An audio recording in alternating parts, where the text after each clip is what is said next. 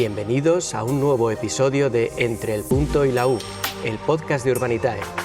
Un espacio en el que hablaremos de inversiones, emprendimiento y mucho más. Pues hola a todos, bienvenidos. Este es un nuevo espacio en el que hablaremos con gente de la casa, muy conocida algunos por vosotros, gente de Urbanitae, pero también con expertos del sector inmobiliario, con inversores, con emprendedores y con mucha gente que nos contará muchas cosas interesantes. En estas charlas me va a acompañar Diego Bestar, CEO de Urbanitae. Buenos días, Diego, ¿qué tal? Buenos días, Gonzalo. Yo ya te he dicho que estoy encantado de hacer estos podcasts contigo porque no voy a prepararme nada. Vengo a charlar. Hoy vamos a charlar con Sergio, pero vengo a charlar con la gente que vas a invitar, que tenemos ya un listado de gente súper interesante. Así que nada, tú guías y yo te hago aquí de wingman, como dicen en Estados Unidos. Bueno, pues sin más, presentamos a nuestro invitado Sergio Arana, que es el director de Real Estate de Urbanitae. Sergio, bienvenido. ¿Qué tal, Gon? Buenos días. Diego, buenos días. Aunque hablamos todas las semanas decenas de horas, pues nada, encantados de que hablemos en este formato más distendido. Muy bien. Sergio, pues te voy a pedir lo primero que te definas en pocas palabras, para que sepa la gente quién es Sergio Arana. Pues Sergio Arana es un tío de Bilbao, de 41 años, de padre bilbaíno, madre cordobesa, por lo tanto tengo fusión de sangre, como en la película Ocho apellidos vascos. Y nada, llevo en Madrid desde el año 2012, en Urbanitae haré un par de años ahora en verano, y soy un tío normal, con aficiones normales, le gusta el deporte, del Athletic Bilbao, por supuesto, como somos todos los tíos de Bilbao. Y nada, y aquí estamos. Estudié Derecho, me he dedicado durante unos años, ahora hablaremos de todo eso, ¿no? Pero vamos al mundo educativo, luego al mundo de la inversión, y la verdad que en Urbanitae pues están siendo unos años apasionantes y espero que duren mucho tiempo. Me alegra, no sé si me alegra o no saber que somos prácticamente de la quinta. Yo tengo 40, tengo 41, Bestar también es de mi año, pero bueno. Somos los tíos más mayores de Urbanitae, ¿no sois conscientes? Prácticamente sí. Tú sacas la cuenta de las edades de la gente y aquí todos entre 25 y 30 y pocos. Bueno, pues vamos a empezar con la parte que mencionabas de tus comienzos universitarios y demás. Y lo primero que me ha llamado la atención cuando he repasado un poco tu trayectoria, Sergio, es que has sido director de un colegio mayor. Pero ¿cómo se llega...? Y además yo te digo una cosa, creo que es de las experiencias con el paso de los años que más me están sirviendo en mi trayectoria profesional, aunque pueda parecer paradójico, ¿no? Cuando hice las entrevistas en el anterior trabajo en Bain Capital, que es un fondo americano, en fin, conocido, ¿no? Luego, en la típica comida distendida con el que era mi jefe, que fue quien me entrevistó y me contrató, me decía que lo que más había apreciado del currículum era haber sido director de un colegio mayor, cosa que me dejó alucinada. Y luego aquí ahora en Urbanitae, que vamos creciendo y cada vez hay más equipo, ¿no? Y por lo tanto cada vez hay que gestionar más situaciones humanas, pues toda la experiencia del colegio mayor me está sirviendo un montón. Y eso surgió, yo estudié Derecho en Pamplona es la Universidad de Navarra. Es una universidad muy de estilo anglosajón, con vida en el campus, digamos, ¿no? La gente vive en el campus universitario, va a clase andando, hay mucha vida, mucha convivencia, etc. Yo había vivido en un colegio mayor, me encantó la experiencia del colegio mayor, claro, pues éramos, no sé, 100 personas metidas en el mismo espacio, ¿no? Y al acabar la carrera, que estudié Derecho, tenía una oferta de Garrigues por un lado, que ahora la vida es curiosa porque es circular, ¿no? Ahora todo lo trabajamos con Garrigues, ¿no? Pues yo en su momento rechacé a Garrigues. Y en paralelo me ofrecen la posibilidad primero de ser subdirector de un colegio mayor, que estuve 3 años como subdirector, y luego después de 3 años subdirector pasé a ser el director del colegio mayor. Entonces surge porque me lo proponen, y como a mí el mundo universitario... Pero serías muy joven, o sea, ¿qué edad tenías cuando me preguntas? Pues, acabé la carrera en junio del 2004, cuando nos elimina Portugal de la Eurocopa del 2004, esa que ganó después Grecia, con un gol de Caristeas de córner. Y entonces acabó la carrera en 2004, que tenía 21 años, ¿no? Yo soy del 82, 21 años, lo cumplo en agosto. Y entonces empecé a ser su director con 21 años. Tenía tíos en el colegio mayor que eran mayores que yo. Claro, que habían sido compañeros míos de la carrera, pero se les había alargado un poco la faena y tal y cual. Y entonces ahí los tenía. Y luego con 24 para 25... me quedo como director del colegio mayor. Y entonces, de nuevo, los típicos tíos de medicina que entre la tuna y no sé qué se les había alargado un poco la faena académica, pues eran de mi quinta, pero yo era su jefe en definitiva. Y te hacías valer, ¿eh? Les ponías en su sitio cuando venían... O sea, es de esas cosas que dices, pues ya está, esto es lo que tengo que hacer. Tratar de que estos 100 fenómenos pues funcionen, ¿no? Y se me hizo bastante natural. Yo creo que la edad, lejos de ser un inconveniente, me favoreció, porque al final, pues, de estructura mental y de aficiones y tal, estamos muy a la par, ¿no? Lo único que era un poco retador para mí era cuando los padres venían a hablar y, oye, ¿cómo va nuestro hijo? Y tal. Pues estoy hablando con padres que son mayores que mis padres, ¿sabes? ¿Qué les voy a decir yo a estos señores, no? Pero bien, se dio bien. Yo creo que la edad, lejos de ser un hándicap, fue un punto a favor, la verdad. Yo por lo menos, no sé, recuerdo los 3 años que estuve yo en el colegio mayor en Madrid, aquí en el Chaminade. Una parte fundamental, yo creo, de cualquier colegio era justamente las fiestas, el salir y demás. Entonces me llama mucho la atención que una persona tan joven fuera capaz de manejar eso. No sé cómo lo vivías tú desde el otro lado. Pues ¿salías poco por aquella época? Joven, yo era un tío ordenado y tal, pero en la gente joven la fiesta corre por las venas, ¿no? Entonces, y además Pamplona, al ser una ciudad universitaria, pues digamos las posibilidades de fiesta eran abundantes y tenían un plan. Además de la propia fiesta que tenían en Pamplona, había un autobús que se llamaba el Limobús, que les recogía a todos en Pamplona y se los llevaba a San Sebastián. Entonces ya el autobús era una discoteca flotante, digamos, que caminaba por la autopista, les dejaba en San Sebastián y luego les volvía a traer a la mañana siguiente a Pamplona y tal. Bueno, pero más allá de eso había mucha fiesta universitaria, mucho tal. Entonces, mi manera de gestionarla era... había 2 opciones, o mano dura, y entonces de los 100 tíos que yo tenía viviendo en el colegio mayor, pues podía acabar el año con 50, o tratar de aplicar el sentido común, ¿no? Yo les decía a los de primero, con los de primero era bastante estricto, porque al final irse a estudiar a Pamplona para las familias es una inversión gorda, estás pagando la matrícula de la universidad, estás pagando el colegio mayor, etc. El primer año además es complicado. Año, señores, aquí a funcionar, a sacar buenas notas y tal, y luego ya iré siendo más permisivo con vosotros. Y con los mayores, pues ahí al final había ya más confianza, nos conocíamos mucho y tal. Entonces la manera de gestionar el tema de la fiesta, pues yo creo que era tirar de sentido común, ¿no? Y luego hacerles sentirse a ellos responsables de su propio devenir, o sea que hay que pasarlo bien, pero también hay que sacar la carrera, conseguir un buen trabajo en acabar, etcétera. Así que no fue un gran problema, ¿eh? Nos has dicho que estudiaste Derecho Económico. Sí. Algo nos has contado ahí de Garrigues, pero bueno, ¿sabías más o menos ya hacia dónde te ibas a enfocar antes de ser director de colegio? Yo de pequeño quería ser locutor de radio. Somos de la quinta de José María García, ¿no? Hace poco salió un programa de José María García en Movistar y vamos, me lo devoré, ¿no? Salió un libro hace unos años de José María García y me lo devoré el libro, ¿no? Porque José María García en nuestra época, ¿no? Cuando estábamos en el colegio y tal, pues era el rey de las antenas, ¿no? Yo me dormía todos los días escuchando a José María García y era como mi sueño. Yo de mayor quiero ser José María García, ¿no? Locutor deportivo. Y aquí estás haciendo un podcast, y aquí estoy haciendo un podcast, estás tan ¿no? lejos. Y conseguimos llevar a José María García al colegio mayor, a Pamplona. Fue como un día memorable. Vino desde Madrid, lo fui a buscar al aeropuerto, estuve con él toda la tarde y tal.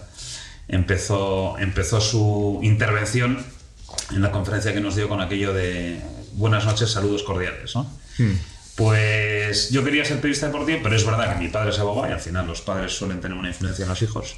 Tengo tíos abogados, amigos de mi padre abogados, yo iba mucho al despacho de mi padre, pues cuando acabamos el colegio, a echarle una mano a ordenar el archivo, lo que sea, etc.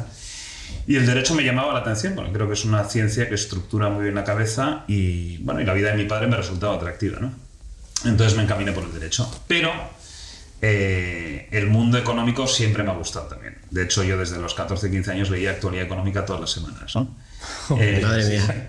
Me acuerdo de una historia en actualidad económica de Barrabés, que ahora lo tenemos de vecino, tiene un despacho aquí cerca de la oficina. Barrabés es una familia de Benasque que tenían una tienda de ropa de montaña y de esquí en Benasque. Y fueron, si no los primeros, de los primeros a montar un e-commerce en España, a finales de los 90. Y ahora tiene un Venture Capital y una especie de incubadora de compañías tecnológicas y tal y cual. Entonces me acuerdo perfectamente cuando leí lo de Barrabés y dije, pues este tío es un visionario, ¿no? Total, que leía actualidad económica y siempre el mundo empresarial me gustaba y te dije, bueno, voy a hacer derecho, pero con algo de números para no despegarme del mundo empresarial, digamos. Acabé la carrera, estuve pensando en opositar al registrador de la propiedad, también siempre todo ligado al inmobiliario de alguna manera, ¿no? Tuve la oferta de Garrigues para el departamento de mercantil y, bueno, y al final por el tema del colegio mayor no me fui a Garrigues, ¿no? Pero derecho fue un poco pues por tradición familiar, una carrera que me permitiera tener muchas puertas abiertas, ¿no? Y después de unos años en el colegio mayor, que como tú bien sabes, la vida es intensa, dije, bueno, ¿ahora qué hago? ¿Me vuelvo a la abogacía o me voy al mundo empresarial, ¿no? El mundo empresarial es mucho más amplio desde mi punto de vista, diverso, puedes hacer cosas pues muy, muy diferentes. Y ahí fue cuando me fui a hacer el máster del MBA al IES a Barcelona, con idea de dedicarme al mundo empresarial, ¿no? Y aquí estamos. Entonces, pensaba yo estar hoy aquí, pues a mi edad, se ha ido dando. Siempre ha habido un cierto trasfondo inmobiliario en mi vida, porque también en mi familia había mucha vinculación al negocio inmobiliario, pero no sabía cómo iban a ir dándose las cosas y aquí estamos. Y ahora, igual que te decía antes, que lo de los colegios mayores me ayuda, porque me ayuda mucho, el derecho también. Aquí al final con los promotores estamos todo el día negociando, ¿no? Y hay que tener siempre respaldo jurídico de todo lo que hacemos. Bueno, que no has llegado todavía a cumplir tu sueño. No sé si lo has descartado ya, lo de ponerte en el mundo del show business, lograrlo algún día, pero bueno, quizás si nos va bien en el podcast, en fin, va todo de la mano. Urbanita y estrellato, ¿no? Sí. No, siempre, es verdad que siempre me ha gustado el tema, o sea, la radio, he ido bastante a la radio, ¿no? En otro trabajo en el que estuve hace unos años en Madrid, teníamos una sección en Capital Radio y yo era el que iba todas las semanas a entrevistar a gente de fondos y tal y cual. Aquí en Urbanita, pues siempre que hay ocasión, hablo. O sea, que la vez que te dije, Sergio, vete tú, que a mí no me da tiempo, y esta semana tú fuiste feliz. Encanta, yo se lo digo. Oye, pues tomo nota, porque me encanta la radio, me encanta la tele. Llegué a ganar un concurso que montaba el Corte Inglés de El periódico para papá, se llamaba, era un concurso infantil que montaba el Corte Inglés, que había que hacer un periódico. Y entonces yo me cogí en el colegio a uno de mi clase que escribía muy bien, a otro que dibujaba muy bien, y yo no sé muy bien lo que aportaba. Entonces éramos el trío Calavera y ganamos el Premio Nacional del Corte Inglés un año. Fíjate. Del periódico para papá. O sea que sí, el mundo este del show business me divierte. Y una vez os voy a contar, bueno, en la tele he salido varias veces a raíz de cosas del Atleti Bilbao y tal. O sea, los micrófonos me generan cierto... Lo tenemos que preguntar ahora. Un micrófono, como que el cuerpo me lleva hacia el micrófono, ¿no? Pero lo más increíble fue en el verano del 2006, yo creo, que mi padre estuvo a punto de desheredarme porque estaba yo pasando unos días en Mallorca con amigos y tal, y Nadal jugaba la final de Roland Garros. Y entonces fuimos a ver el partido a Manacor. Y montamos tal follón en Manacor, ganó Nadal, fue su segundo Roland Garros. Montamos tal follón que me entrevistó la tele, salía en las noticias de Antena 3 por la noche, la gente llamándome qué haces en Mallorca, tal y cual. Y a los pocos días hubo una visita del Papa Benito XVI a Valencia, que había ahí 1,5 millones de personas y tal. Entonces, por una serie de carambolas de un conocido de no sé qué, me vi, no me preguntéis cómo, con un micrófono en mano en el estrado, dirigiendo un show antes de que llegara el Papa. De telonero, fuiste telonero del Papa. Telonero del Papa con 1,5 millones de personas, dirigiendo cánticos y tal y cual, ¿no? O sea que sí, hay algo en mi genética, debe ser la parte andaluza, que me lleva al show business. Bueno, no es comparable desde luego con estas experiencias que nos cuentas de estar ante 1 millón de personas, pero bueno, también has encauzado esa vocación de comunicación también con la parte de ser profesor, ¿no? ¿Has estado cuántos? 8, 10 años más o menos de profesor? Pues 2014 a 2022 yo creo, ¿no? Todo surgió también, al final muchas de las cosas igual que estar en Urbanita, o sea, son la vida y hay una sucesión de carambolas que yo creo que hay que estar preparado para cuando se presentan, ¿no? Pues esto fue a mí el mundo de la docencia, o sea, yo siempre había dado clases particulares en el colegio, a alumnos más pequeños y tal, a los de mi propia clase les explicaba matemáticas y tal, con selectividad, o sea, yo estudié selectividad explicando las asignaturas a la gente, ¿no? Y en la carrera también y tal, en fin, bueno. Total, que cuando empecé a dedicarme al mundo financiero dije, hombre, algo de docencia me gustaría. Y entonces un amigo que trabaja en la Universidad Villanueva, que está aquí en Madrid, me dice, se nos acaba de ir el profesor de finanzas, se va a ir a Estados Unidos, ¿tú te animarías a dar las clases de finanzas? Digo, pues sí, me entrevisté ahí con los responsables y tal, y empecé a dar clases de finanzas, yo creo que fue 2014 hasta el 2022, cuando ya la carga de trabajo, o sea, hacía como imposible, porque las clases parece que no, pero o sea, son de una exigencia con los 5 sentidos brutal, ¿no? Si quieres hacerlo bien, claro. Pero sí, ha sido una experiencia súper gratificante. Entonces ahora ya me voy encontrando por la vida en reuniones, no sé qué, con gente que han sido alumnos míos y tal. Bueno, hemos perfilado ya un poquito al Sergio Arana, periodista, profesor. Nos queda hablar de con lo que me gano el pan, ¿no? ¿Qué? No, eso no interesa. Realmente vamos al tema de ¿qué te pasa a ti con el Atleti de Bilbao, Sergio, y el deporte? Pues mira, ¿Qué parte ocupa el Atleti en tu vida? Importante. Yo pensaba que el Atleti ya cada vez me importaba menos, ¿no? Los años te van dando pozo, digamos. Sí. Pero luego la realidad es que me veo viendo un partido y me pongo nervioso. Pues esto es como cuando estás en el colegio y el equipo de fútbol de tu clase juega contra los mayores, ¿no? O sea, es como un sentimiento de los nuestros a combatir contra el mundo, ¿no? O cuando tu colegio juega contra otro colegio mejor, bueno. animas a los de tu colegio, ¿no? A muerte. Por supuesto. Eso es terrible. Mayor, ¿no? Sí. Pues en Bilbao, como solo jugamos con gente criada o formada allí, pues es un poco la misma sensación. Decir, oye, los nuestros a competir contra el mundo, ¿no? Y genera un sentimiento de pertenencia bestial. Yo lo que me pasa es que mi abuelo había sido socio del Atleti toda la vida. Mi padre no le gusta el fútbol, pero el siguiente hermano de mi padre también ha sido socio del Atleti toda la vida. Entonces, desde pequeñitos, pues eso lo respiras en casa, lo respiras en el colegio, lo respiras por la calle y tal.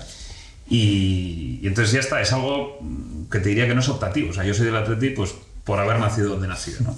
Y lo que me pasa es que nos divierte mucho. Además, es verdad que llevamos unos años buenos. ¿Y tú vas mucho al estadio? Poco. O sea, tenemos los carnets porque es casi una tradición familiar, ¿no? Y son unos carnets pues, que usan mis hermanos, mi cuñado, mi sobrino que ahora tiene 5 años. Cuando nació le dije a mi hermana, le voy a hacer socio en Athletic Bilbao. Y le hice socio en Athletic Bilbao. Pero mi cuñado es madridista. Entonces tenemos un problema porque mi sobrino, aún viviendo en Bilbao, es del Madrid. Además ya te lo dice el tío. Y entonces no puedo entender. Voy poco, la verdad, porque salvo que coincida con algún viaje y tal, voy poco. Pero vamos, se usan bastante y si no amigos te los piden, tal, o sea que... ¿Y has hecho también algo relacionado con el management deportivo? Sí, eso fue... El deporte me ha gustado siempre mucho. Y siempre me ha gustado como estar cerca de los protagonistas del deporte, ¿no? Cuando, esto que te contaba antes de José María García, cuando en el año 98, os acordaréis. Bueno, Diego era muy futbolero, ahora no sé si... Yo era mucho. Pero, vivo más tranquilo desde que me lo quité, sí, ¿no? pero también era muy futbolero. Pues en el año 98 os acordaréis que el seleccionado español era Clemente. Sí. Clemente había dirigido a España en el Mundial de 94, que nos elimina Italia, y en la Eurocopa del 96, que nos elimina Inglaterra en penaltis, y en el Mundial del 98 que caímos en la fase de grupos, ¿no? Entonces, a la vuelta de Francia, que es donde había sido el Mundial, hubo un memorable programa en Super García, la entrevista a García a Clemente, y el programa de García, que era de 12 a 1:30 de la noche, pues ese día fue de 12 a 2, y todo el programa fue una entrevista de García y Clemente, una conversación, como estamos hablando aquí. Entonces García le insistía a Clemente en que tenía que renunciar y Clemente se negaba a renunciar. Bueno, al día siguiente a Clemente comunica que ni dimite ni le echan, sino que se ha pactado con Villar que se va de la selección. Y entonces yo busqué el número de Clemente en las páginas blancas en aquella época, ¿no? Porque no había móvil, no había nada, eran los teléfonos fijos de las casas y todos teníamos en casa ¿no? Y le llamé a Clemente a casa. Y me cogió y estuvimos hablando para darle las gracias por lo que había hecho por la selección y tal y cual. Desde entonces tengo un gusanillo que me gusta estar cerca del protagonista, ¿no? Total, que lo del management es porque yo en el verano del... ¿Tú has jugado al fútbol? He jugado mal, era el típico delantero palomero que se movía poco, y cuando ya vi que mis capacidades como delantero iban menguando, pasé a ser lateral derecho, que es la posición más irrelevante en el campo de fútbol. La que he ocupado en mi breve experiencia, esa ha sido yo. Exacto, lateral derecho, o sea, intenta tú ahí, concéntrate, que no pase nadie por tu lado y ya está, ¿no? Y luego una época que tuve de portero. Pero vamos, he jugado al fútbol en el 2000, me he roto las 2 rodillas y tal, entonces en el 2018 creo que fue, 18 que tuve mi última lesión, dije, hasta aquí llego el fútbol, ¿no? Que es como la primera muerte, o sea, cuando dejas el fútbol ya algo está cambiando en tu vida, ¿no? Y total, que el tema del management deportivo fue, como te he contado, después de Pamplona me voy a Barcelona a hacer el MBA, y ese verano hice unas prácticas en Estados Unidos, ¿no? en un family office allí, etc. Family office con el que ahora estamos hablando para en fin, contarles proyectos de urbanidad. ¿Dónde? ¿En Estados Unidos? En Nueva York. En Nueva York. Que me parece una ciudad fascinante. Alucinante. Fascinante. Sabes de Nueva York y te sientes que eres pueblerino, siendo de Madrid, ¿no? Sí. Es alucinante, sí. Y luego vuelves a Madrid y te parece Madrid un pueblo, porque dices, aquí los edificios son muy bajos, las calles son pequeñas y tal y igual, ¿no? Total, que estando en Estados Unidos, esta gente del Family Office me ofrecen volver ahí al acabar el máster y tal, pero me acordaré toda la vida, un día viendo el Open británico de golf, que yo no jugaba al golf en esa época, que lo ganó Darren Clark, me acuerdo. Tienes una memoria pues un amigo con el que estaba viendo el British Open, el último día del British Open, me dijo, oye, ¿tú por qué no te dedicas al deporte? Si se te ve que te encanta, ¿por qué no eres manager deportivo y tal? Y dije, pues me parece buena idea. Entonces, como en Estados Unidos el mundo emprendedor es, ¿no? Impresionante, pues me empecé a calentar la cabeza con montar algo que tuviera que ver con el deporte y asesorar a los deportistas, llevarles la representación, llevarles las finanzas, las cuestiones jurídicas y tal. Vuelvo a Barcelona al segundo año de máster, porque el máster eran 2 años, y con un amigo de clase que ahora también se dedica a las inversiones, ¿no? Que había sido piloto de automovilismo, el tío había competido con Hamilton, Vettel y tal, le cuento la idea y me dice, pues me encantaría dedicarme a esto. Pues montamos nuestra... pues venga. Y entonces montamos nuestra propia empresa para asesorar a deportistas, ¿no? Todo sobre el papel es muy bonito, pero luego cuando ya entras en relación con los deportistas, claro, muchos están asesorados por su familia, lo único que quieren es... lo que les preocupa en ese momento es seguir rindiendo, tener un mejor contrato, tener más patrocinadores, etc. Entonces, estuvimos un par de años dedicándonos a eso, llevamos a unos cuantos futbolistas, llevamos a una triatleta de Bilbao, a un golfista español, hicimos algunos proyectos de consultoría deportiva y tal y cual. Bien, estuvimos un par de años bastante entretenidos, la verdad, pero no llegamos a ese punto de despegue necesario para ya dedicarnos full time a eso, ¿no? Lo más increíble que me pasó, y tú me cortas cuando quieras, porque si no yo te voy empalmando anécdotas y tal. Lo más increíble que me pasó en la época del management deportivo fue Juan Malillo. Esto no salió en ningún periódico y lo voy a contar aquí en primicia, pero vamos, depende de lo viral que se haga esto, ¿no? Es una exclusiva. Sí, porque no salió en la prensa la operación, ¿no? Juan Malillo, la persona que más nos ayuda a nosotros fue Adolfo Aldana. Cuando iniciamos y nos presentó muchísima gente y tal. Adolfo Aldana fue jugador del Madrid en la Quinta del Buitre. Y luego estuvo en el Superdeport en la época de Arsène Iglesias y tal, ¿no? Un tío cordialísimo, buenísima gente y tal. Entonces Adolfo nos puso en contacto con mucha gente y uno de ellos era Juan Malillo, entrenador vasco, que fue el entrenador más joven en ascender a primera división con el Salamanca. Bueno, había tenido un periplo por varios equipos y en aquella época estaba sin trabajo, estaba en casa. Entonces le llamé un día a Juan, me ha pasado Adolfo tu número, tal, podemos ir a verte, tal y cual. Sí. Fuimos a su casa a verle y estaba el tío en ese momento en casa visualizando partidos del Mundial del año 50, si no recuerdo mal. Entonces tenía un cuaderno, madre mía, donde dibujaba todas las alineaciones y hacía anotaciones de los movimientos de los jugadores y tal y cual. Increíble. Lillo, como sabéis, tiene mucha relación con Guardiola. De hecho, ahora es su segundo entrenador en el Manchester City, ¿no? No sabía. Y cuando Guardiola deja el Barça, se fue a jugar al Dorados de Sinaloa en México porque Lillo entrenaba allí. O sea, él se conocen a raíz de un partido Oviedo-Barça y tal y cual, empiezan a tener relación y es verdad que tú ves cómo juega el Oviedo de Lillo en los años 90 y es la misma manera de jugar del Barça de la época de Guardiola. Increíble, pero cierto, ¿no? Tan es así que ahora Lillo está con Guardiola en el City. Bueno, total, vamos a verle a Lillo, no sé qué, pasamos toda la mañana con él. Cuando arrancas un negocio lo que suele pasar es que tienes tiempo, ¿no? O sea, que tienes que dedicar tiempo a ir entablando relaciones y tal y cual en los arranques. Luego cuando las cosas van bien como aquí, el problema es el contrario, que no tienes tiempo, ¿no? Tienes que hacer reuniones hipereficientes y tal. Total, que Lillo dice, bueno, yo si me conseguís un club en el que entrenar, hago la operación con vosotros, cobraréis vuestra comisión y tal y cual, y ya está. Vale. Me llama un tipo, abogado, casado con una húngara, y me dice, el Videoton, que a lo mejor los más viejos del lugar se acuerdan del Videoton, jugó la final de la UEFA contra el Madrid en el año 85. El Videoton es un equipo que está muy cerca de Budapest. El Videoton busca entrenador. ¿Tienes a alguien? O sí, tengo a Juan Malillo, el mejor, el padre ideológico de Guardiola, un tío con una trayectoria en España amplísima y tal y cual. Pues nos interesa. Y nos mandan una oferta. Esto parece que habíamos empezado con la empresa 3 meses antes. Esto vamos a ir como un tiro, tú. ¿Esto en qué año es? Año 2012, finales del 12, la negociación arranca en enero del 13. Me acuerdo que yo estaba jugando un día al tenis un viernes, un frío de la pera y tal, y no hacían más que entrarme correos electrónicos del Videoton y de no sé qué, y Lillo llamándome y tal y cual. Total, que el viernes nos llega la oferta y el lunes, un lunes de enero, volamos Lillo, su segundo entrenador y yo a Budapest.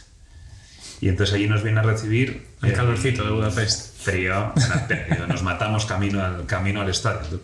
Nos viene a recibir el presidente honorífico del Videoton, perdón. Vamos a ver el estadio del Videoton, que era nuevo. Vamos a ver la ciudad de entrenamiento. Nos reunimos con el presidente del principal sponsor del Videoton, que era pues como si aquí en España fuera Repsol. O sea, llegas a España y te reúnes con Urbanitae, ¿no? Llegará ese momento. Y luego cenamos con el dueño del Videoton. Y a la cena aparece el que hoy es el presidente de Hungría, que también lo era en ese momento, que es Viktor Orbán, un personaje controvertido. Sí, sí. Pues se sentó a cenar como estamos cenando aquí. Empezó a preguntarle a Lillo cosas de fútbol y tal y cual, porque él había sido accionista en origen del Videoton. Al final el fichaje no salió porque no hubo entendimiento económico, pero fue una experiencia brutal. Y luego yo estuve mirando en la prensa y no ha salido lo de Lillo en ningún... Pues no, nosotros no quisimos contar nada, él tampoco. Pero fue una pena. Yo creo que llega a salir ese fichaje y a lo mejor seguiría dedicándome a cosas de deporte. Fíjate. Sí. Bueno, si llego a saber que van a salir Víctor Orbán, Juan Malillo, esto es una cosa que tendría que haber preparado, tendría que haber hecho otro programa. Pero bueno, Sergio, por seguir un poco y cerrar, no sé si cerrar esta vertiente deportiva, tienes también otro proyecto que seguramente la gente pues no conocerá, que es el Jai Enea, que también tiene una relación, ¿no? con el Atleti, con Aduriz, puede ser. Ahí Sí, es sí, que, ¿cómo surge esto? ¿Por qué? ¿Qué es esta parte de Arana? Pues cuando yo me vengo a Madrid en el 2012, de repente empiezo a ver que hay mucha gente de Bilbao en Madrid, porque es verdad, hay mucho vasco y particularmente mucho vizcaíno bilbaíno en Madrid, ¿no? Y entonces, bueno, en aquella época teníamos algún partido importante, el Atleti. Y en el año 2015 con dos amigos de Bilbao de toda la vida, vamos a ver la semifinal de Copa del Rey contra el Español, me parece que era, en Cornellá.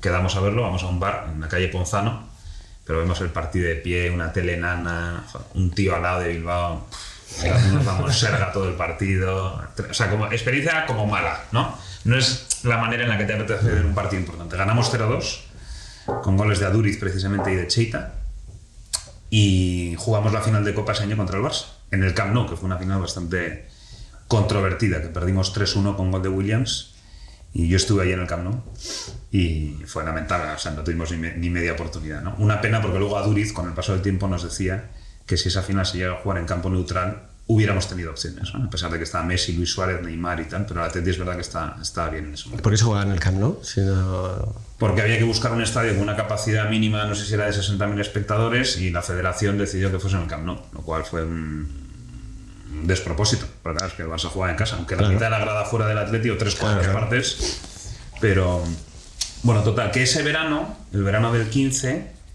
se juega la Supercopa de España entre el Barça, campeón de Liga y Copa, y el Atleti Bilbao, subcampeón de Copa. En San Mamés ganamos 4-0 con hat-trick de Aduriz y otro gol de Mikel San José del medio del campo, que para los fanáticos del fútbol recomiendo verlo porque es un misil tierra-aire brutal, ¿no? Sí. Y en el Camp Nou, que estábamos todos muertos de miedo, empatamos a 1 con gol de Aduriz. Entonces, a la vuelta de las vacaciones de verano y tal, hablando con estos dos amigos de oye, ¿por qué en vez de... O sea, como el Atleti tiene buena pinta, ¿por qué en vez de ir viendo los partidos por ahí, por qué no montamos nosotros algo? Entonces fundamos lo que se llama la Peña Somos Diferentes, ¿no? Que la Peña es la manera en la que grupos de aficionados pueden vincularse a su club, ¿no? Y hay una serie de derechos y obligaciones que vinculan a las dos partes y tal. Y entonces, pues ya metidos en el ajo, dijimos, vamos a liar a Aduriz para que Aduriz sea el padrino de la Peña, ¿no? Queríamos que se llamara Peña Aritz Aduriz. El tío acaba de marcar 4 goles al Barça, y esa Supercopa que habíamos ganado al Barça era el primer título en 31 años, ¿no? Desde el año 84 hasta el 2015, 31 años sin tocar metal, ¿no? Le escribo a un periodista amigo que trabajaba en el Marca y le digo, ¿me puedes pasar el contacto a Aduriz y tal? Y me dice, sí, te lo paso, pero no digas que te lo he mandado yo y tal. Hablo con otro conocido de Bilbao. Pues ya la página blanca. Ya no había páginas blancas, no aplicaba.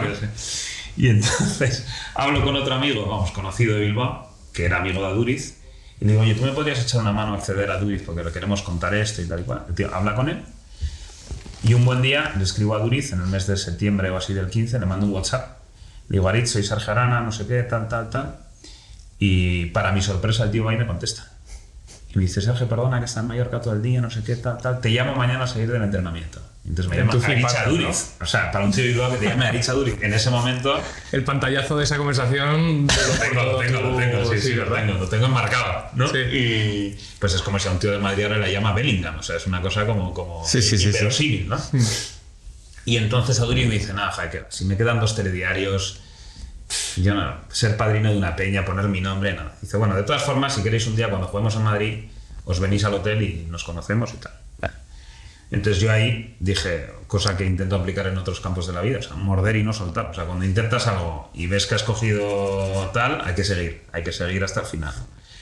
Y entonces, efectivamente, viene el Atleti a jugar a Madrid contra el Getafe y nos cita Duriz en el hotel Mirasierra Suites. Vamos allí 3 o 4, estuvimos 1 hora hablando con él y dice, y es que me queda poco tiempo. Luego estuvo 4 años más jugando, llegó a jugar una Eurocopa y todo, ¿no? No, venga, Aris, sí, haznos el favor y tal y cual. Bueno, total, que después de mucho insistir le digo, oye, y si le ponemos a la peña un nombre que no sea Duriz, sino que tenga que ver contigo, por ejemplo, Somos Diferentes. Somos Diferentes es porque cuando ganamos la Supercopa, en el discurso que da Duriz en el balcón del Ayuntamiento de Bilbao, termina diciendo, porque somos un equipo único en el mundo, no sé qué, somos diferentes, ¿no? No somos ni mejores ni peores, somos diferentes. Ah, pues esa idea me gusta. Peña Somos Diferentes, la fundamos y sigue funcionando, somos 40 y tantos, ¿no? Y nos juntamos a ver los partidos y tal.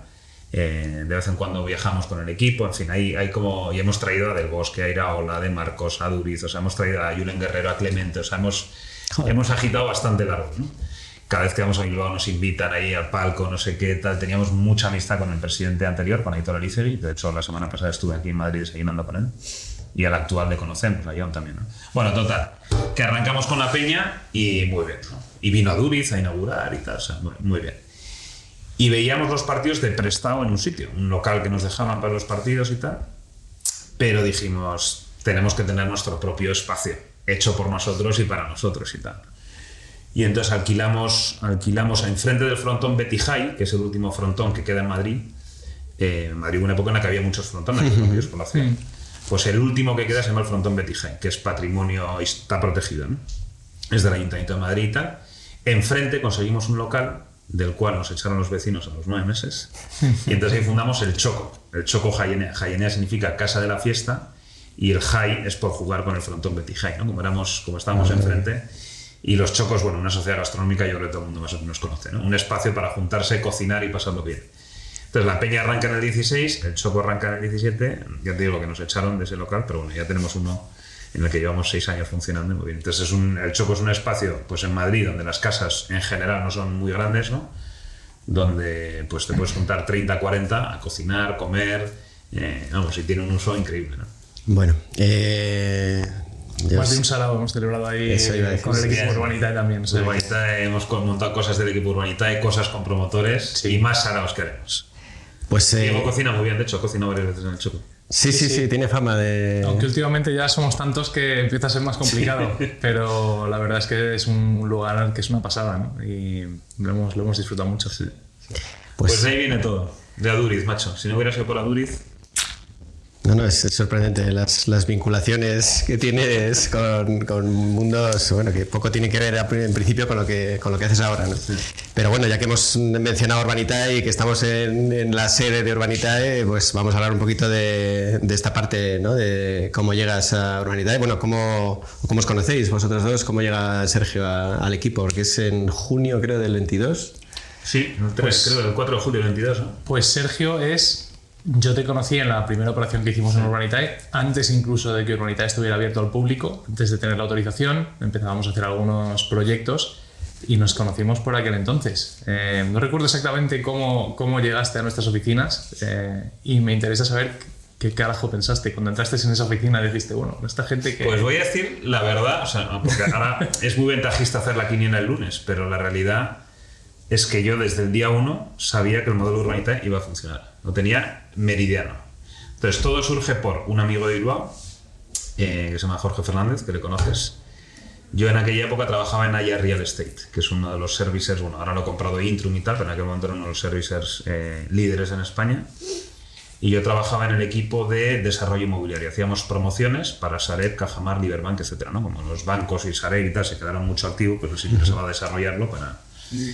Yo estaba en ese equipo y a mi jefa, que confiaba mucho en mí y que ha sido una de las personas claves en mi trayectoria profesional, Alicia, ¿no? Alicia Hinojosa, buenísima gente, pues le dije, oye Alicia, de la misma manera que hacemos esto para Sareb, Cajamar, Liberbank y tal, ¿por qué no lo hacemos con inversores? Es decir, que los inversores pongan el dinero y nosotros les hacemos todo el proyecto inmobiliario, hacemos la promoción en definitiva, ¿no? Una especie de promoción delegada, lo que se llama promoción delegada.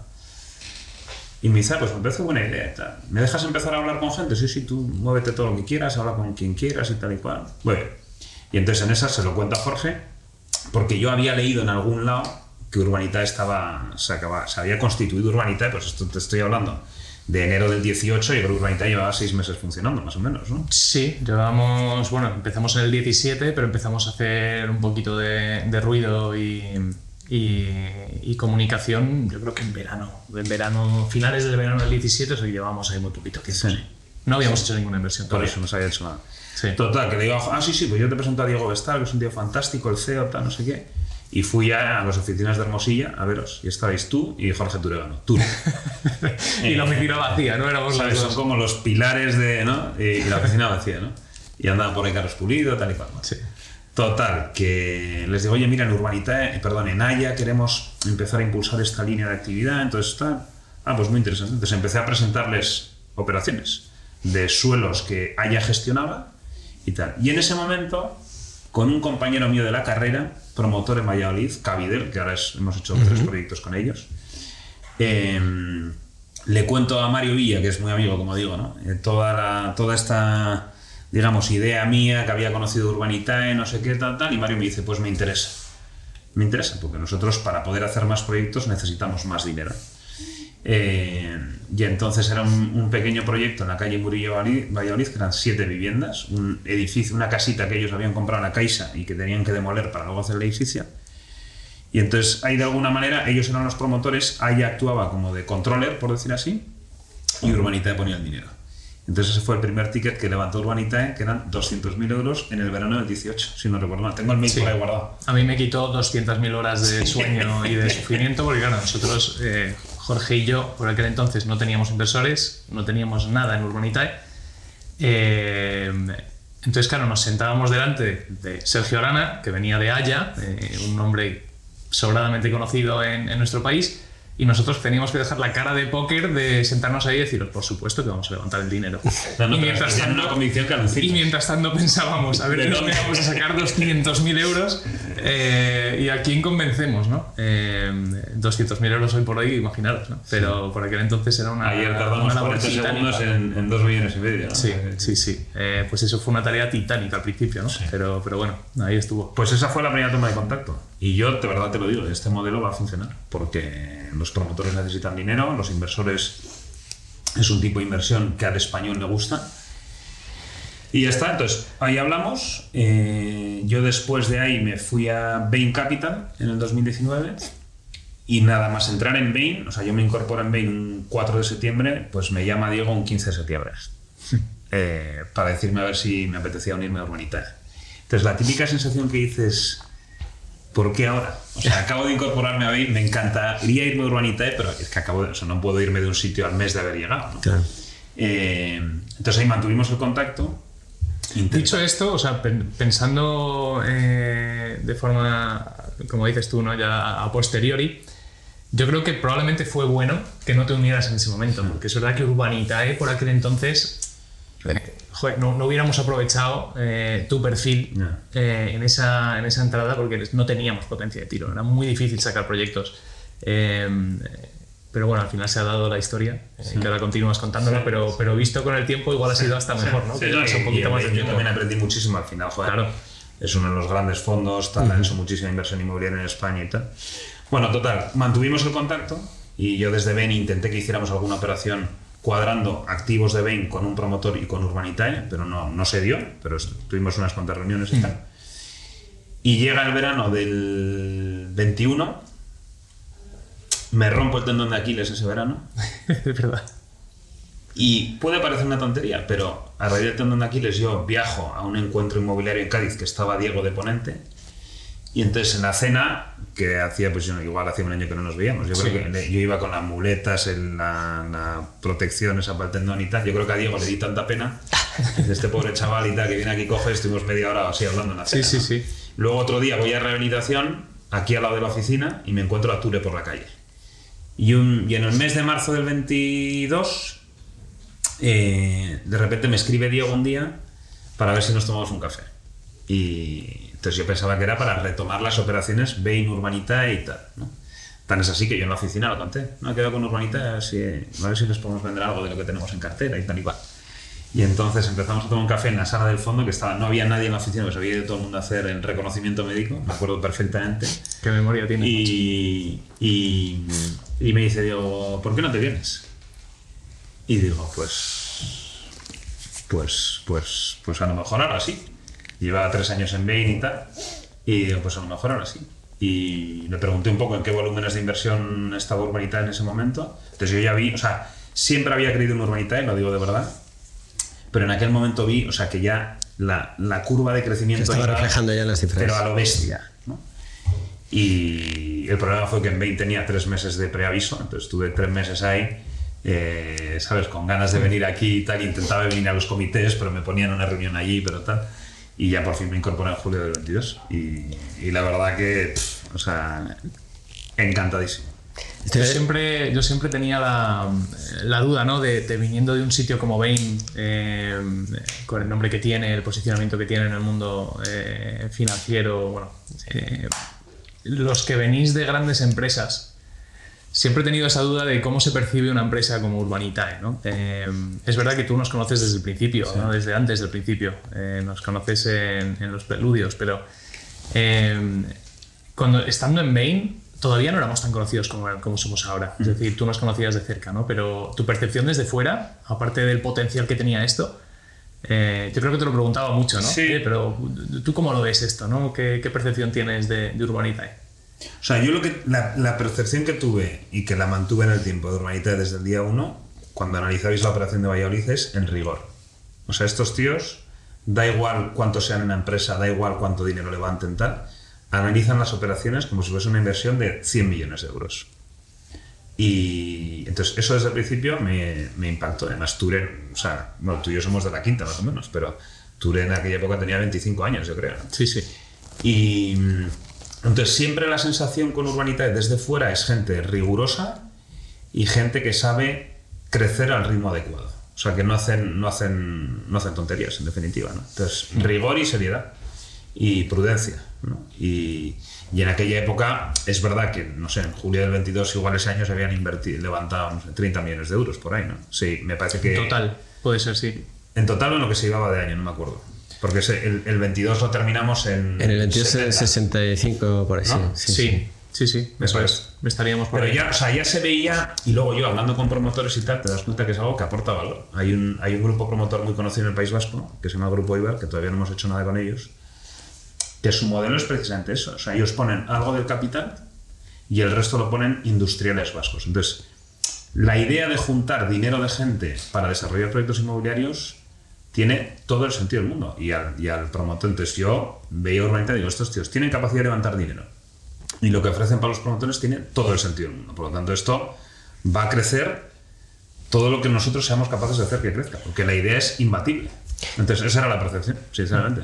Y una cosa, ahora que hablas de los promotores y que tiene todo el sentido del mundo, algo que a mí me preguntan también, y yo creo que la gente siempre pues al final le entra la duda, ¿no? Y es ¿por qué está Urbanitae? ¿Por qué los promotores pues no van al banco o se financian con el banco? O sea, ¿por qué hacemos falta nosotros? ¿Y qué es lo que hace que confíen en nosotros? Pues lo dije el otro día, yo creo, en el evento que tuvimos, ¿no? En el Partners Day, ¿no? Que hemos recientemente organizado. Al final nosotros, antes los bancos lo cubrían todo, ¿no? Y a raíz del año 2007, con el reventón del sistema financiero y del sistema y del mercado y del mundo inmobiliario, la regulación es cada vez más exigente y los bancos, que insisto, antes lo financiaban todo, hasta suelos rústicos, suelos en gestión, daban el 100% del capital para comprar el suelo y tal, cada vez van acotando más, digamos, los criterios para prestar dinero. Entonces ahí se abre un mundo gigantesco para todos los demás, para los inversores privados, para los family offices, para los fondos alternativos, etc. Entonces, yo creo que nosotros, en el lado del equity, que es como arranca Urbanitae y lo que más ha hecho hasta la fecha, ¿no? En el lado del equity, lo que hacemos es hacernos socios del promotor con todo el riesgo que eso conlleva para comprar el suelo, porque el banco no les va a poner dinero para comprar el suelo. Entonces, un promotor pequeño, sus fondos propios son limitados y si quiere crecer como compañía necesita más dinero. Entonces, ahí el engranaje con Urbanitae es perfecto, porque ellos siguen gestionando, ganan sus honorarios de gestión, de éxito, etc. Entonces, ayudamos a que se multiplique el negocio del promotor, ¿no? En una fase en la que el banco es inconcebible a día de hoy que entre. Y luego en el lado y ya después viene el banco a dar el préstamo al promotor, que nos lo da al promotor y a nosotros estando ya en sociedad, ¿no? Y en el lado de la deuda, pues hacemos deuda igual que otros fondos alternativos, allá donde los bancos no quieren o no pueden llegar, ¿no? Pues todo el mercado de lujo, que ahí se ha abierto un mundo gigantesco, que los bancos no van a financiar la construcción de una villa porque no tiene comprador. Los bancos, por definición, financian compraventas, al menos en España, ¿no? O préstamos puente para comprar el suelo. Entonces, no venimos a quitar negocio al banco, sino que al revés, somos totalmente complementarios y nos necesitamos. Y de hecho, se está dando un movimiento en los últimos meses, diría, que los bancos nos vienen a buscar a nosotros para que reforcemos el capital de proyectos que a los bancos les gustan, con promotores en los que los bancos confían. Eso sí iba a decir que te iba a preguntar por la relación con los bancos y pensando en eso justamente, ¿no? Que ahora quizás pues ya somos un player importante, pero cuando Urbanitae arrancaba los primeros años, esto quizás sea una pregunta más para ti, Diego. Imagino que los bancos preguntarían, ¿y vosotros quiénes sois? ¿A qué os dedicáis? ¿Y por qué tengo yo que fiarme de que vayáis a cumplir, ¿no? Vuestra parte? Pues mira, te diría que al principio no era un problema. Al final los bancos lo que veían era una sociedad capitalizada con fondos de distintas fuentes. La fuente principal era la del promotor y luego pues el promotor contaba con inversores. Y el banco empieza a darse cuenta de que existe Urbanitae, yo creo que ya cuando empezamos a ganar algo de volumen, porque le empezaba a llegar varios proyectos de promotores con los que habían trabajado toda la vida en el banco y decían, oye, este proyecto, esta base de inversores es distinta, ¿no? Y yo creo que probablemente fue el Banco Santander, con el que tenemos una excelente relación, el que primero dijo, oye, me quiero sentar con vosotros y que me expliquéis lo que estáis haciendo y montar un poco un protocolo de actuación dentro del banco para funcionar con Urbanitae, ¿no? Y luego pues tenemos una excelente relación con prácticamente todos los bancos. Pero bueno, para la banca en realidad a nosotros nos lo preguntan mucho, ¿no? Porque quizás hay una percepción en el mercado de que las plataformas de financiación o las fintech, como puede ser Urbanitae, venimos a competir con los fondos, con los bancos. Y es más bien todo lo contrario. O sea, nosotros somos tremendamente complementarios y creo que además tenemos una relación simbiótica muy, muy positiva, ¿no? Así que, al final la banca tiene unos criterios muy marcados que tiene que seguir y hace bien, y es el mejor capital. Es decir, nosotros mismos desde el equity, que es la mayoría de los proyectos que hemos hecho en nuestra historia, nuestra mejor vía de financiación es la banca. Es la más barata, la más segura, etcétera, ¿no? Pero bueno, hay tramos, como ha dicho Sergio, en los que la banca no entra y tenemos que estar. Y os quería preguntar también, ¿cómo veis el sector? Porque llevamos varios años pues nosotros hacemos sobre todo en Urbanitae promociones de vivienda de obra nueva y los precios, pues, sobre todo lo digo para alguien de fuera, ¿no? Pues ve que siguen subiendo. Puede entrar la duda, ¿no? De, bueno, ¿hacia dónde vamos? O sea, ¿esto es sostenible? Y ya para centrar un poco más la pregunta en Urbanitae, es un buen momento. Nosotros sabemos que hay apetito porque los proyectos pues se siguen completando, pero es un buen momento para invertir esta situación del sector en el que están cayendo un poco las compraventas y demás, pero que los precios no dejan de subir. ¿Cómo lo veis vosotros? ¿Cómo os afectan las promociones y cómo veis el sector? A ver, el sector, o sea, yo creo, lo decimos siempre que vamos a la tele o a la radio, pero el sector tiene muchos subsectores, ¿no? Yo creo que es la primera consideración. Y no es lo mismo el mundo residencial de ciudades medianas que el mundo de la Costa del Sol o el mundo hotelero. Entonces hay muchísimas clases de activos en las que invertir y depende mucho, pues, el tamaño de la inversión, la tipología, la geografía, todo eso afecta. Entonces, en líneas generales, ¿qué pasa con la vivienda? ¿No? Dices tú, la vivienda no para de subir, efectivamente. ¿Qué pasa con los coches de segunda mano el año pasado? Pues que tú comprarte un coche de segunda mano el año pasado se ponía casi a precio de coche nuevo. ¿Por qué? Por falta de stock. Digamos, la demanda de coches sigue más o menos estable, pero si hay poco producto que comprar, pues el precio sube. O sea, clase de economía 1.0, ¿no? Ley de la oferta y la demanda. ¿Qué pasa con el mundo de la vivienda en España? Pues que se hacen 80.000 viviendas al año, redondeando, y la demanda latente por creación de nuevos hogares, gente que viene a vivir a España, gente que quiere tener una segunda residencia, o mucho europeo que quiere tener una casa en España para estar 6 meses, etcétera, pues la demanda está en el entorno, en fin, cada experto da un número, pero pongamos 120.000, pues ahí hay una escasez de 40.000 viviendas. ¿Qué pasa con los precios? Que suben. A lo mejor no suben en un pueblo, no lo sé, ¿no? en un pueblo de 100 habitantes, pues ahí a lo mejor no sube el precio de vivienda, pero en sitios como Madrid o las grandes capitales, esa es la causa, digamos, de la subida del precio de la vivienda. Más demanda que oferta. ¿Cómo se genera más oferta? Pues por un lado, con promotores con más dinero, y ahí creo que nuestro modelo tiene una validez brutal, y luego con más suelo. Hace falta más suelo para que sobre ese suelo se pueda promover vivienda. ¿Qué pasa?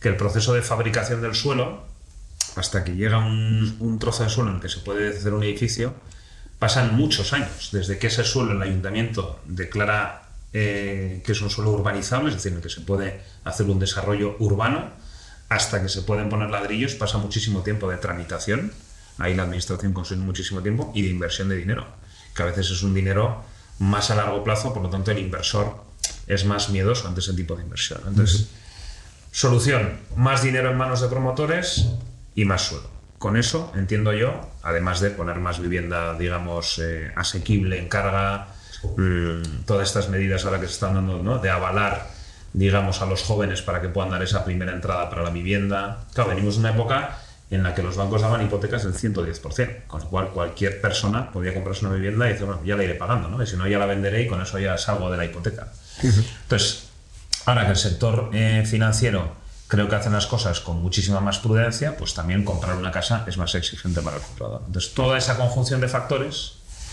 hace que el precio de la vivienda suba. Como desde el lado inversor, pues nosotros lo que vemos, a ver, nosotros tenemos ahora mismo 2.500 viviendas en construcción, ¿no? De las 80.000 que se hacen en España, pues somos un porcentaje pequeñito del mercado.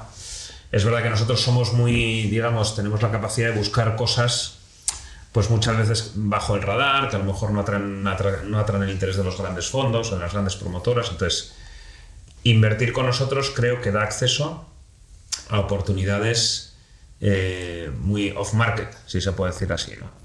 Y además de todo el mundo residencial, que la gente dice, ¿cómo se puede ganar tanto? Es que es lo que da el mundo residencial. O sea, cualquier negocio tiene que tener un margen para seguir funcionando, ¿no? Pues el mundo de la promoción da un margen donde si tú vendes una casa por 100, el promotor está ganando 15. Si luego a eso le metes la deuda, se multiplica el retorno, ¿no? Entonces creo que hay muchísimas oportunidades de inversión, sobre todo en esa franja del mercado en el que estamos nosotros, y no solo en residencial, sino en otro tipo de activos, ¿no? El tema del turismo. España es el segundo destino turístico mundial. Eso te iba a decir, porque... Entonces ahí se están generando oportunidades de inversión de manera constante, ¿no? Diego siempre dice que Urbanitae al final es una plataforma oportunista en el sentido de que si los números cuadran y la combinación de riesgo y de rentabilidad tiene sentido, pues no hay por qué limitarse a la promoción de viviendas, ¿no? 100%. Y quería preguntaros por dos tipos de activo que están teniendo bastante empuje ahora, que son residencias de estudiantes y hoteles, que están recuperando quizá el terreno perdido en los años de la pandemia y demás. ¿Tiene sentido en un modelo por ticket y por... bueno, en general, ¿tendría encaje en un modelo de crowdfunding, en Urbanitae más concretamente? ¿Habéis valorado oportunidades de este tipo? De hecho, ahora estamos estudiando la adquisición de un hotel en Oporto, precisamente. Es comprar un activo para reformarlo entero, siempre de la mano de un promotor que pone dinero, o sea, igual que hacemos en los proyectos residenciales. Se puede ser el primer promotor que ponga dinero, y luego tenemos que tener clara la salida. O sea, nosotros no podemos meter a inversores o proponer a inversores que entren en proyectos donde no tenemos claro el horizonte temporal. Entonces, en la medida en que sea un activo bien localizado, que dé una rentabilidad atractiva para un inversor que lo quiere comprar dentro de 2, 3, 4 años, para nosotros tiene todo el sentido. Sí. Por sumar a lo que ha dicho Sergio, estamos viendo el hotel y estamos viendo una residencia de estudiantes también en Málaga. En Málaga, correcto. Así que sí, a ver, nosotros somos absolutamente agnósticos. A mí me dicen, pero vosotros invertís en tal. Nosotros invertimos en todo lo que tenga sentido, que sea inmobiliario, obviamente.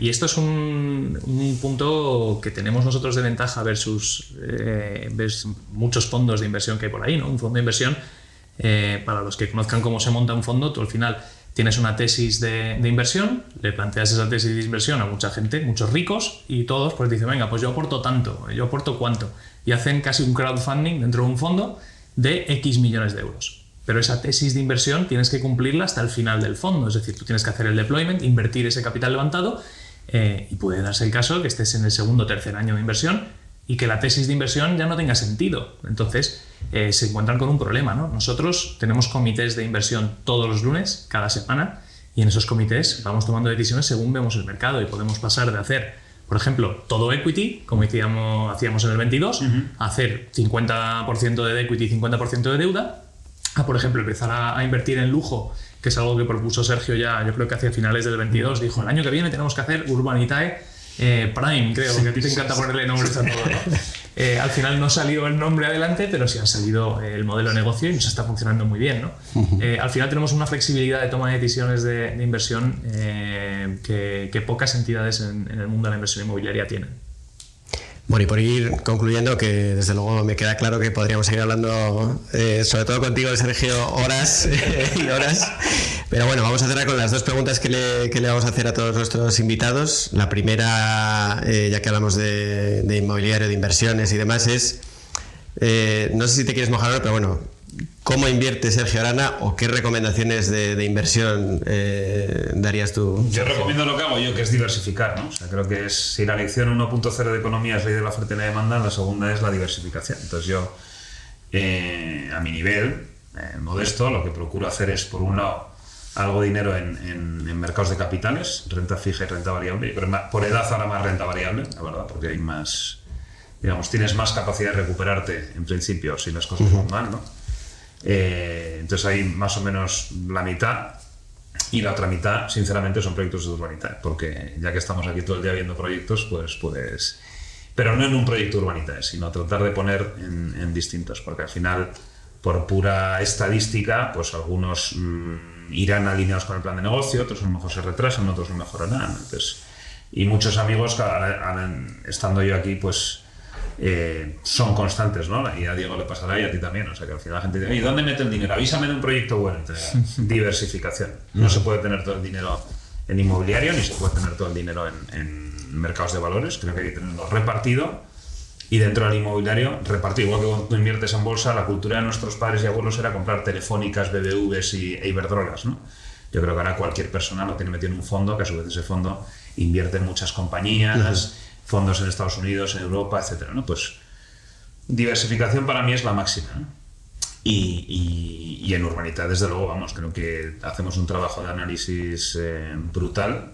Está mal que yo lo diga, pero yo tengo el privilegio de liderar un equipo que son unos fueras de serie todos, ¿no? Y que analizan las cosas con todo nivel de detalle. Y cuando entramos en algo, ha sido analizado por el equipo, ha sido validado por el comité de inversiones por unanimidad, que eso siempre lo decimos, porque es así. Por lo tanto, creemos que estamos entrando en cosas buenas, pero diversificando. Yo ahora mismo, dentro de Urbanitae, a mí me tiran más los proyectos de equity, pero creo que la deuda, joder, estamos haciendo deudas que son fantásticas, ¿no? Con retornos del 10% anual garantizado, pues, en fin, ¿no? Se ve fácilmente. Bueno, y la segunda, pues recomiéndanos una película, un libro, una serie, algo que estés viendo ahora o que te haya impactado, que te guste particularmente. Pues mira, como estas preguntas me las dijiste ayer, he pensado, ¿no?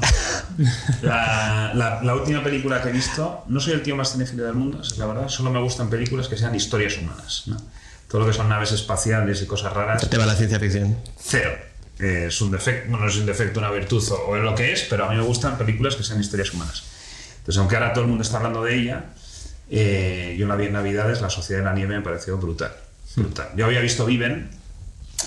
Tengo Viven perfectamente claro en la memoria, me acordaba perfectamente de Canessa y de Parrado y tal y cual, y me parece que la han recreado con un nivel magistral, ¿no? Y aquello, o sea, es el ser humano llevado al límite más absoluto, ¿no?